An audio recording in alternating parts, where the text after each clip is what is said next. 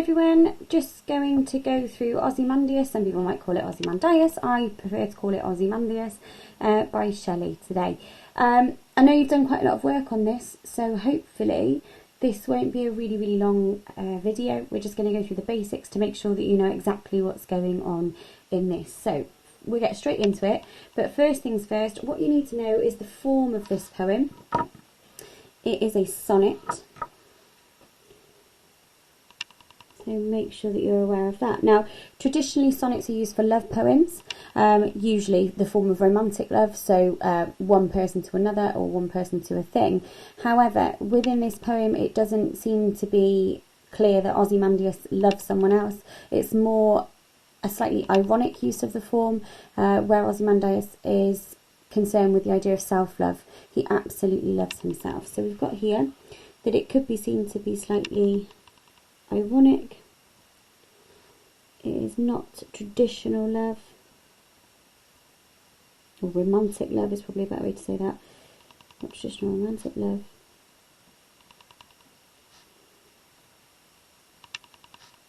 More of an arrogant self-love.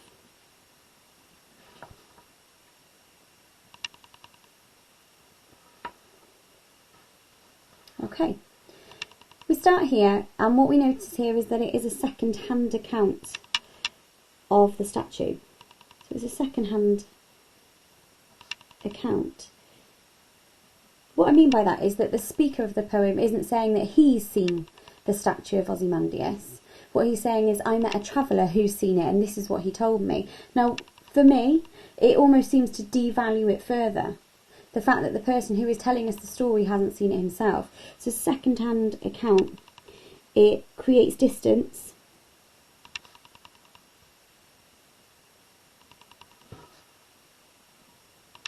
Might devalues it. So what I mean by devalues it, it sort of takes away from how important it was, because the speaker hasn't actually sought out to go and see this statue himself. He's been told about it from somebody else, so just be aware of that. So I met a traveller from an antique land who said, "Two vast and trunkless legs of stone stand in the desert." We've got here these vast and trunkless legs of stone. It feels to me like a massive juxtaposition,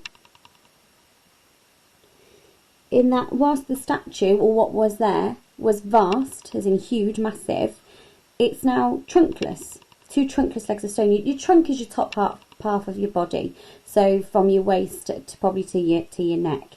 That's the trunk of a body. So trunkless legs of stone. There are just the legs left of this statue here. It still shows that it was quite a significant size, but there's no real stature to it. It's a statement, but it's an incomplete statement.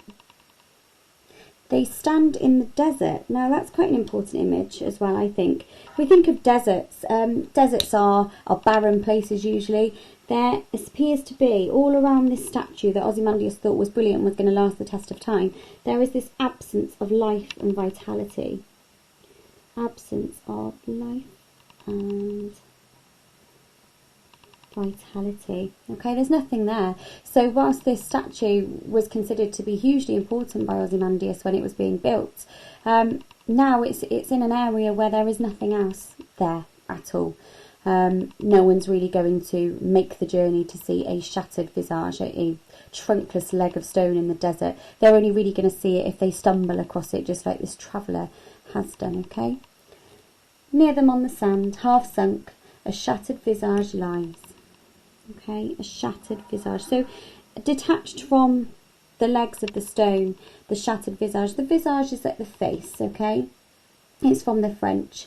It's shattered though. It's broken. It's not just crumbled in one place. It's broken into lots and lots of tiny little pieces, showing the extent of the damage, the extent of the power of time.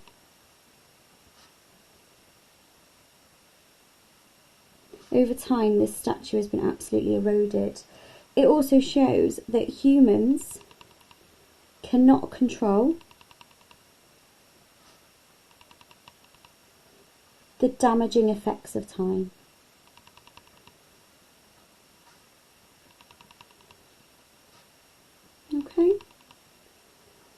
So it's all separated. This whole statue is completely separated into loads little bits. So we've got these legs in one place, then further along, sort of half sunk, half covered really by the sand, there's an absolutely destroyed face of the statue, whose frown and wrinkled lip and sneer of cold command tell that its sculptor well those passions read, which yet survive. This is interesting because what it's telling us is that whoever sculpted this statue of Ozymandias was really aware of what Ozymandias was like. He had a wrinkled lip, a sneer of cold command. Now, to sneer at someone is quite a negative facial expression. It's almost to look down on someone. It shows the arrogance of Ozymandias that the sculptor could already recognise when he was making it. Seems quite important. You've got these harsh alliterative consonant sounds here as well. This cold command, probably reflecting what Ozymandias was like. So we've got these, you might want to write this down. You've got these alliterative consonants. Probably reflects the arrogant and harsh nature of Ozymandias.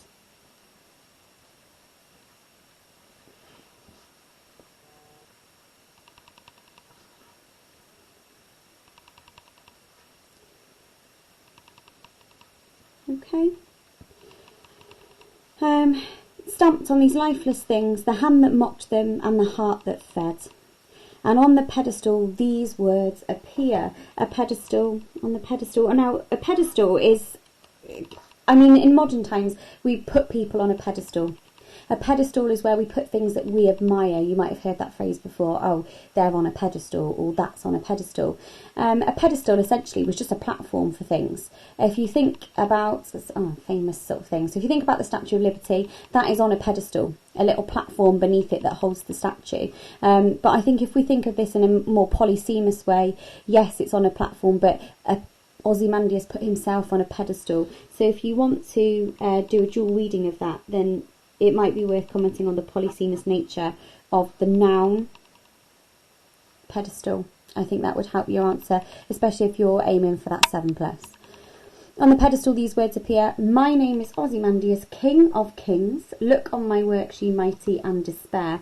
He believes himself to be the King of Kings. A king is the most highest ranked person in a monarchy, is the head of state, and he thinks he is the king of that. So he is the most highest ranked of the highest ranked, if that makes sense.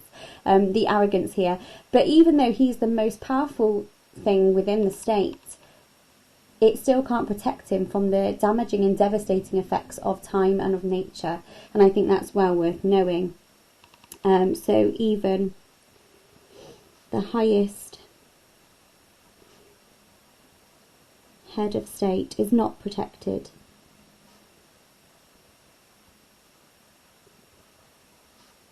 And you can talk about the devastating effects of time and nature.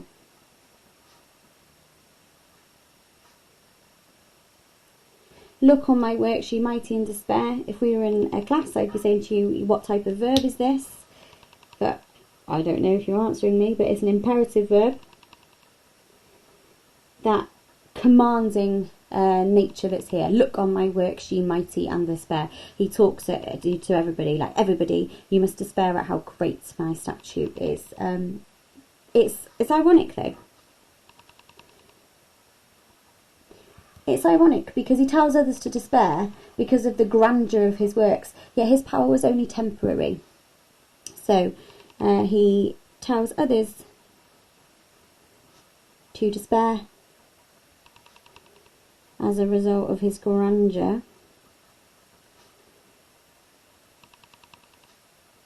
When something's grandeur, it's just, when something's really grand, when something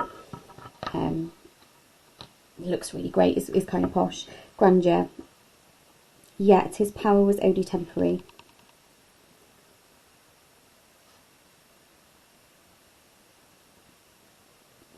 Okay?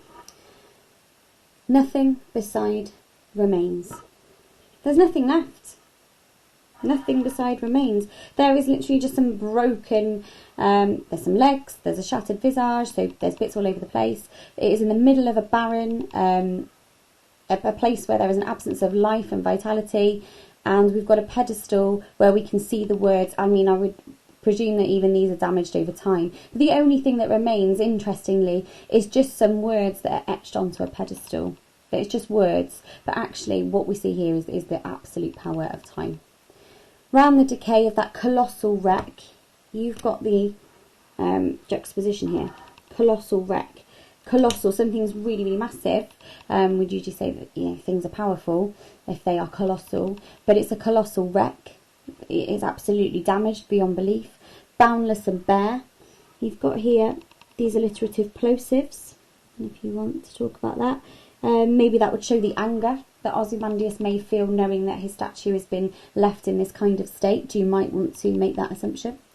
The lone and level sands stretch far away. Here we go. What we need to talk about here is that the fact that human achievements are insignificant. Human achievements are insignificant compared to the passing of time.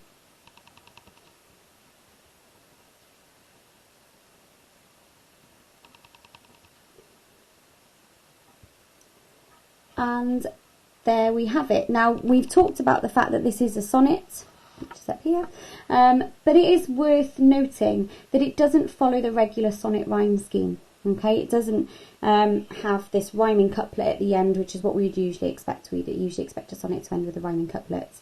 It doesn't follow that regular sonnet rhyme scheme, which I mean, you could suggest that this reflects the way that human power and status can be destroyed. So just as the sonnet form has been destroyed by Shelley in order to show the fact that human power and status can easily be destroyed, just as he's destroyed the sonnet form, shows the fact that power and time can erode the power of a leader or the power of humans. So you might want to talk about how the form reflects the content, and that is quite a clever high level thing to be doing. So in a nutshell, that is Ozymandias. You would potentially use this poem to compare with others that deal with the power of time, a lack of power on the part of humans. So for that, we would be potentially thinking about Storm on the Islands, where the islanders are powerless.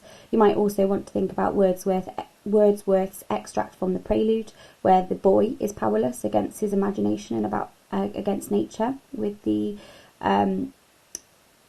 mountains that rise up in the background. I forgot what I was going to say then. And you also might talk about the lack of power shown in My Last Duchess on both part of the Duke and Duchess, which will be in one of the follow-up videos, which we will also be looking at this week.